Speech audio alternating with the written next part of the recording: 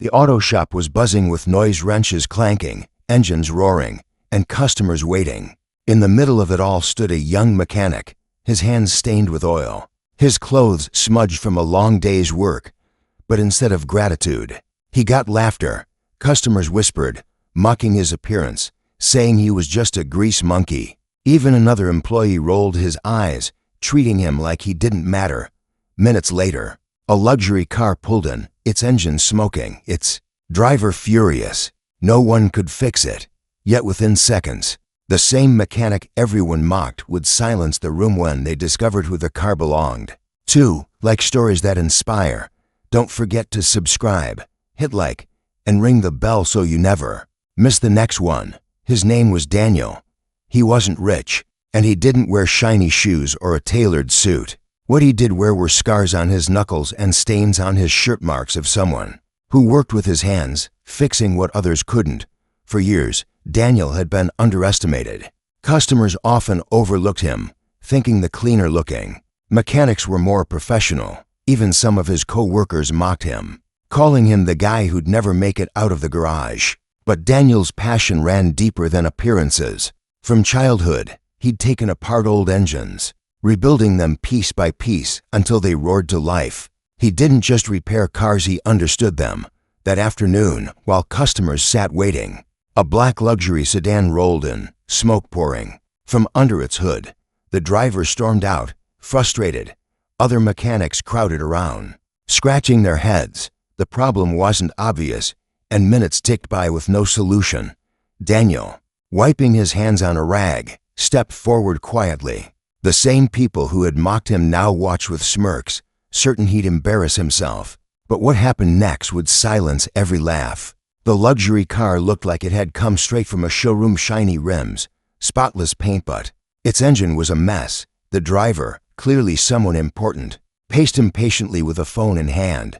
The other mechanics tried checking, but they hesitated, unsure where to begin. Daniel leaned in, listening closely. He didn't rely on fancy scanners or expensive tools. He trusted his instincts.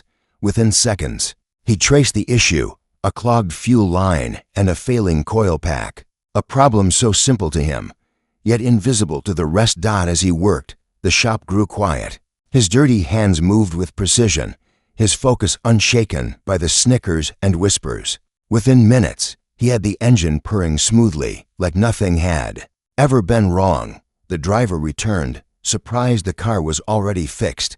He slid into the seat, turned the key, and his eyes widened as the engine roared back to life. Relief washed over him, but then came the real shock, because this wasn't just any impatient customer.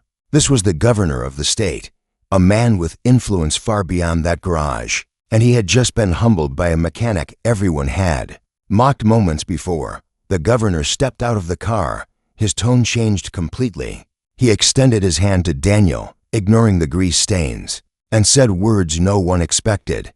"You just saved me hours and possibly my reputation. I had an urgent meeting. Without you, I would have missed it." Round them, the entire shop froze. The same co-workers who had mocked Daniel looked away, suddenly ashamed. Customers who once sneered at his dirty hands now whispered in awe. The governor didn't stop there. He asked for Daniel's full name, then turned to the shop owner and made a statement that would change everything. People like him shouldn't just be fixing cars, they should be leading teams. He's the kind of worker the state needs more of: skilled, dedicated, and humble. The lone officer who once dismissed him, no. The mechanic's co-workers now stood stunned as Daniel was praised at the highest level. In that moment, every insult and every laugh turned into silence, replaced by respect he had long deserved. News of the incident spread quickly. Governor's car saved by local mechanic. Daniel's name appeared in articles and headlines, celebrated not for wealth or power, but for skill, dedication, and humility. The governor personally recommended him for advanced contracts, and soon Daniel's career soared. But what mattered more was the lesson everyone in that shop had learned.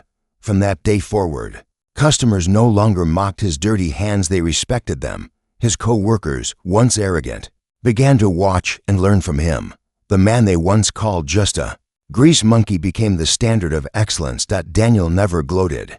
He simply smiled, wiped his hands on his rag, and went back to work because he knew true worth isn't in appearances, but in what you do when it matters most. So the next time you see someone judged by how they look, remember this: the hands they mock today may be the very hands that save them tomorrow.